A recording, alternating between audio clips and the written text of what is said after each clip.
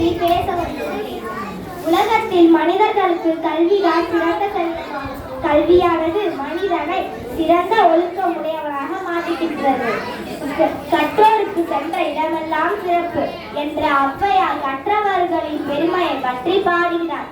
கல்வி கற்றவர்களுக்கு ஒழுக்கம், பண்பு, நேர்மை, நீதி ஆகிய அனைத்தும் ஒருங்கே அமைத்துள்ளது. இளமையில் கல்வி, சிலையில் எழுத்து என்கின்றது ஆத்திச்சூடு. கற்க கசட கற்பவை கற்றபின் நிற்க அதற்கு தக என்கின்றது திருக்குறள். அறியாமை என்னும் இருளை போக்கி அறிவு என்னும் சுடரை ஏற்ற நமக்கெல்லாம் உற்ற துணையாக இருப்பது கல்வி மட்டுமே. எனவே கல்வியே சிறந்தது. அருமை யோசனரி செல்வத்தை பற்றி ஜெயஸ்ரீ கூற வருகிறார். செல்வம், நான் தான் செல்வத்தை பற்றி பேச வந்துள்ளேன். அருள் இல்லாருக்கு அவ்வளவும் இல்லை, பொருள் இல்லாருக்கு இவ்வளவும் இல்லை என்பது வள்ளுவர் வாக்கு. ஒரு பொருளை எவராலும் பொருட்படுத்த முடியாத ஒருவர் எல்லோராலும் பொருட்படுத்த வேண்டுமானால் அவர் செல்வத்தை பெற்றிருக்க வேண்டும். ஒரு பொருளை தேடுவது தனக்காக மட்டுமல்லாமல் பிறருக்காகவும் என்று தேட வேண்டும்.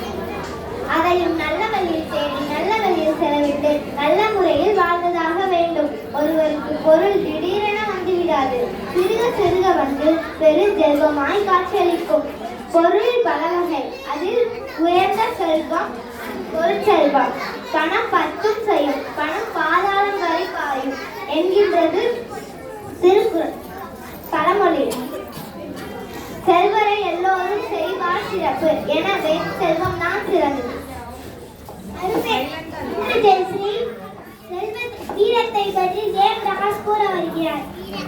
வணக்கம், நான் வீரத்தை பற்றி கூற வருகிறேன். வீரம் என்பதன் உண்மையான பொருள் மனதைரியம் ஆகும். எதையும் மேற்கும் பக்குவம். தவறுவிட்டால் அடிசாட்டப்பட்டால் தன் கோபத்தை அடக்கி பொறுமை காப்பது உண்மையான வீரம். இந்த உலகில் சகிப்புத்தன் உண்மையான வீரம். நியாயம் மற்றும் உண்மைக்காக நிற்கும் தைரியம் மிக முக்கியம்.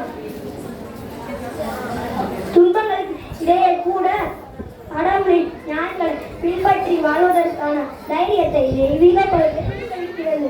வீரமின்றி நம்மை சுற்றியுள்ள உலகின் அநீதிகளை எதிர்க்க முடியாமல் போகலாம்.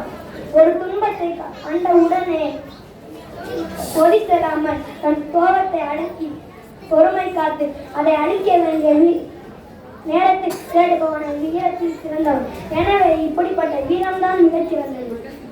சிறப்பு ஜெயபிரகாஷ். கல்வியால் செல்வம் கிடைக்கும். அதனோட தன்னம்பிக்கையும் வீரமும்